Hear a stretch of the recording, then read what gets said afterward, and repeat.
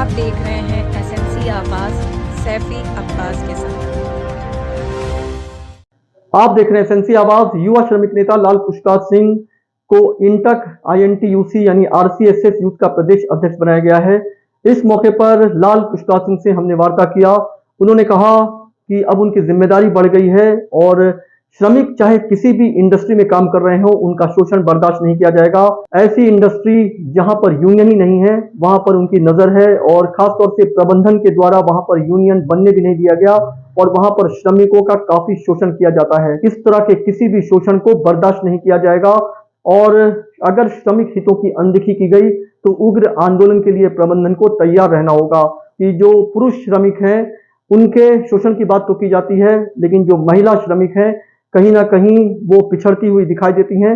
ऐसे में महिला यूथ विंग भी बनाया जाएगा और इसके लिए पूरी तैयारी की जा चुकी है। महिलाओं का शोषण भी किसी भी हाल में बर्दाश्त नहीं किया जाएगा। श्रमिक चाहे किसी भी इंडस्ट्री में काम कर रहे हो, वहां समानता की बात की जाती है, समान वेतन, समान स्थिति, चाहे वो महिला हो या पुरुष हो। इसके साथ साथ एक नारा आपने सुना होगा कि दुनिया के मजदूर एक हो। अब जब वो यूथ के प्रदेश अध्यक्ष हो गए हैं तो पूरे प्रदेश के श्रमिक, उनका हित और उनके लिए जो भी कुछ बेहतर हो सकता है उसे हर हाल में किया जाएगा। इस मौके पर लाल पुष्पराज सिंह ने और क्या कहा, ये आप सुनिए।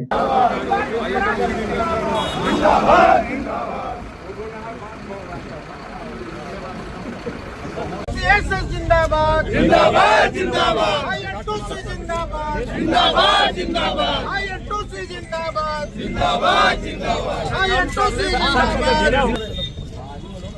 चलो आगे, चलो आगे। देखो देखो कौन आया, शेर आया, शेर आया। है प्रचंड बोल दस्तकों के झुंड, आज जंग की घड़ी की तुम हार दो। RCSS के यूथ के प्रदेश अध्यक्ष लाल पुष्पराज सिंह हमारे साथ हैं। आपने एक कहावत सुनी होगी कि दुनिया के मजदूर एक हों। दुनिया के मजदूर तो एक होंगे ही, लेकिन निश्चित है कि उनके नेतृत्व में कम से कम प्रदेश के मजदूर तो हर हाल में एक होंगे, वो चाहे जिस भी इंडस्ट्री में काम कर रहे होंगे। अब उनका शोषण किसी भी हाल में बर्दाश्त नहीं किया जाएगा। आइए लाल पुष्पराज सिंह से ही जानते हैं कि आगे उनकी रणनीति क्या होगी, रूपरेखा क्या होगी। जी धन्यवाद सैफी जी, आपने बहुत अच्छी बात कही। निश्चित रूप से यह सिंगरौली के लिए गर्व का विषय है कि सिंगरौली जैसे छोटी जगह से मुझे प्रदेश का प्रतिनिधित्व करने का जो गौरव प्राप्त हुआ है, मैं उसके लिए इंटक के राष्ट्रीय अध्यक्ष डॉक्टर जे.संजीवा रेड्डी का आभारी हूँ, जिन्होंने मुझे इतना बड़ा प्लेटफॉर्म काम करने के लिए दिया है। अब हमारी जिम्मेदारी और भी ज़्यादा बढ़ गई है और पहले हम लोग कोलफील्ड में काम करते थे, लेकिन अब हमें समूचे क्षेत्र में, पूरे प्रदेश में काम करने का जो दायित्व मिला है, मैं समझता हूँ कि उस दायित्व का निर्वहन बड़े ईमानदारी और गंभीरता से मैं करूँगा। पूरे प्रदेश में यूथ इंटक की पूरे जिलावार कमेटी तय करनी है। जहाँ जहाँ उद्योग हैं, जहाँ जहाँ श्रमिक शोषित है, वहाँ ज़्यादा काम करने की ज़रूरत है। ख़ास तौर से सिंगरौली में चूँकि मैं रहता हूँ और इसलिए सिंगरौली में जहाँ भी इंटक का विस्तार नहीं हो पाया है, जिन भी उद्योग में, जैसे अदानी, APMDC, रिलायंस कोल, JP हिंडाल्को, इन तमाम जगह जो है आज भी जो हमारे पास जानकारी मिल रही है, मजदूरों का शोषण हो रहा है, उनका पारिश्रमिक नहीं मिल रहा है, तमाम तरह की समस्याओं से वो जूझ रहे हैं। हम लोग सभी संबंधित विभाग में वहाँ के लोगों से बात कर रहे हैं, उनकी समस्याओं को जानने का प्रयास कर रहे हैं और बृहद रूप से जब समस्याएं हमारे पास आ जाएंगी, प्रबंधन से हम लोग वार्ता करेंगे और वार्ता करने के बाद जो है, अगर यदि सामान्य रूप से प्रबंधन उनकी बातों को मान लेगा, संबंधित कंपनियों का, तो अच्छी बात है। नहीं, हम लोग सभी लोगों को लेकर एक बड़ा आंदोलन खड़ा करने का प्रयास करेंगे, लोगों को जगाने का प्रयास करेंगे, अधिकारों के प्रति उनको सजग और जागरूक बनाएंगे और ये सभी जो है पूरे सिंगरौली में के साथ साथ पूरे प्रदेश में यह मुहिम चलेगी। और मैं पहले भी कहता रहा हूँ कि यूथ इंटक का जो विस्तार होगा वो जिलावार होगा और जिला ही नहीं, उसको बूथ लेवल तक ले जाने की ज़रूरत है, क्योंकि इंटक सभी क्षेत्रों में काम कर रहा है, चाहे वो किसान हो, भाई हो, मजदूर हो, ठेला वाले हों, दुकान वाले हों, चाहे सफाई कर्मी हो। हम लोग हर क्षेत्र में जहाँ भी मजदूरों का शोषण होगा हम लोग बढ़ चढ़ के हिस्सा लेंगे और उनकी उस शोषण के खिलाफ आवाज़ को बुलंद करेंगे। श्रमिकों के शोषण की जब बात होती है तो इंडस्ट्री में महिलाएं भी काम करती हैं। महिलाओं का शोषण ऐसा लगता है कहीं पीछे छूट गया है, तो इसको लेकर भी क्या कोई रणनीति है? जी जी जी, मैं अभी यूथ इंटक में महिलाओं का एक अलग विंग तैयार करने का प्रयास कर रहा हूँ, ताकि महिलाएं पुरुषों के सामने खुल के कम आ पाती हैं। तो यदि वो विंग महिलाओं की होगी तो निश्चित रूप से वो अपनी समस्याओं को उस महिला नेत्री के सम्मुख रखने में अपने को हिचकिचाहट महसूस नहीं करेगी।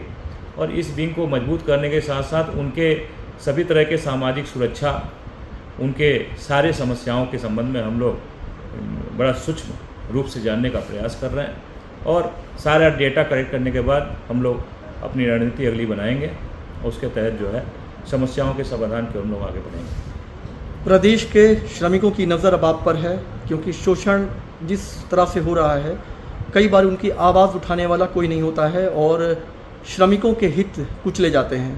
श्रमिकों का जो शोषण हो रहा है इस पर एक बड़ी सर्जरी की ज़रूरत है।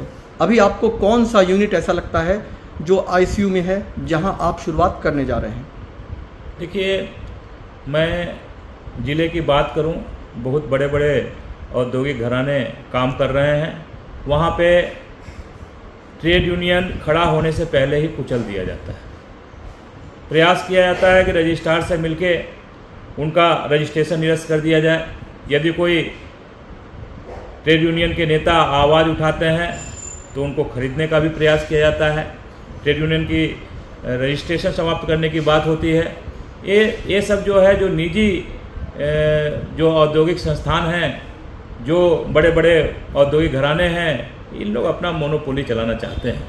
इन लोग चाहते हैं कि इनके उद्योग में किसी तरह का यूनियन का, किसी तरह का मजदूरों से जुड़े हुए नेताओं का आगमन न हो। नहीं तो यदि यूनिटी बन गई तो वहाँ मजदूर इकट्ठा हो जाएंगे और अपने अधिकारों के प्रति सचेत हो जाएंगे। तो इनका जो मुख्य रूप से जो प्राइवेट घराने हैं वो ये प्रयास करते हैं।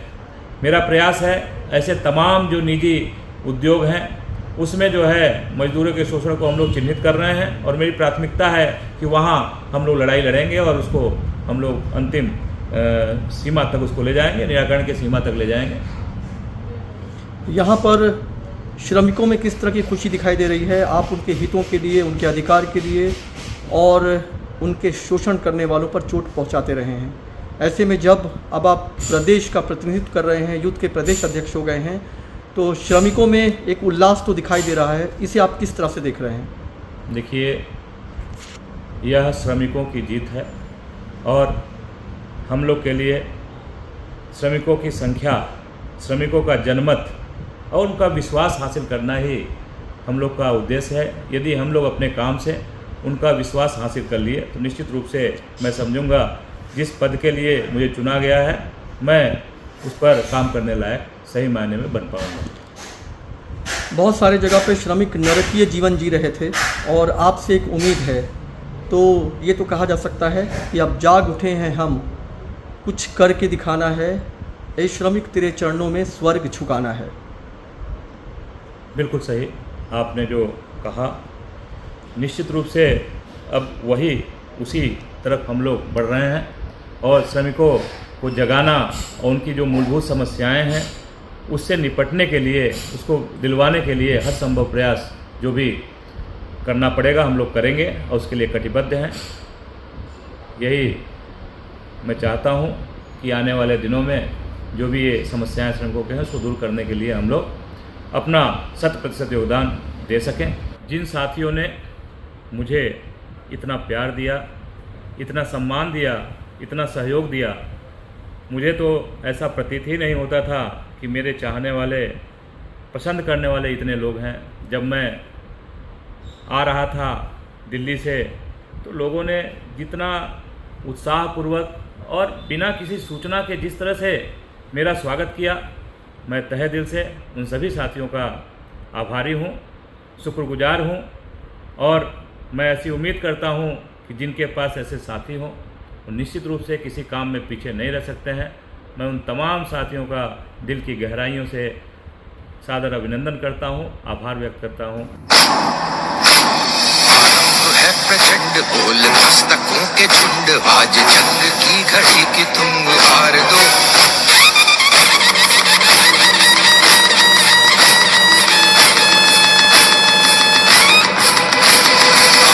है प्रचंड बोल मस्तकों के झुंड, आज जंग की घड़ी की तुम हार दो।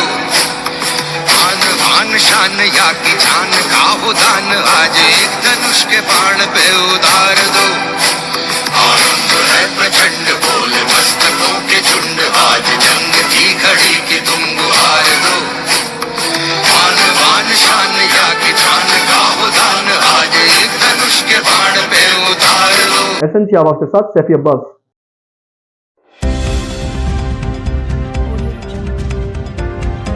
आप देख रहे हैं SNC आवाज सैफी अब्बास के साथ।